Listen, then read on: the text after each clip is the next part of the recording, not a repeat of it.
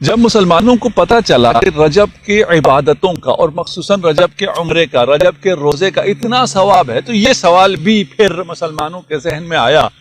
کہ جو اس مہینے میں، اس بابرکت مہینے میں عمرہ کرنے نہ جا سکے، آج کل کووڈ ہم نہیں جا سکتے، جو مریض ہے روزہ نہیں رکھ سکتا، وہ اس فضیلت کو، کم فضیلت نہیں ہے، اس فضیلت کو کیسے حاصل کر سکتا ہے؟ حدیث میں ہے کہ اس فضیلت کو وہ شخص جو روزہ نہیں رکھ سک رہا ہے، وہ شخص جو عمرے پہ نہیں جا سک رہا ہے، وہ اگر اس فضیلت کو حاصل کرنا چاہتا ہے، اس کے لیے راہ اطعام ہے، وہ رجب میں دسترخوان بچھائے، اپنے مومن برادران کو، بھائیوں کو اس سفرے پر بھلائے، کھلائے، اطعام کرے، راہ خدا میں خوشنودی خدا کے لیے، اور اسی ثواب کو حاصل کرے جو رجب میں عبادتوں کا، روزوں کا، عمرے کا تھا۔ اس لیے رجب میں مومنین دسترخوان بچھاتے ہیں۔ آپ کو دسترخوان امام جعفر صادق علیہ السلام مبارک ہو، اس لیے کہ یہ برکات، یہ فیوزات ہمیں اہل بیت کے بغیر نہیں مل سکتی تھی۔ ہمارا شکر ہے، ہم شکر ادا کرتے ہیں،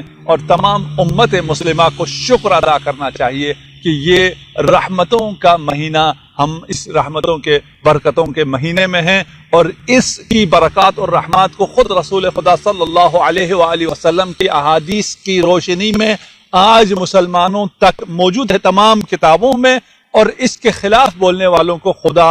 آج بھی رسوا کرے گا، اور قیامت کے دن تو انہوں نے رسوا ہونا ہی ہے۔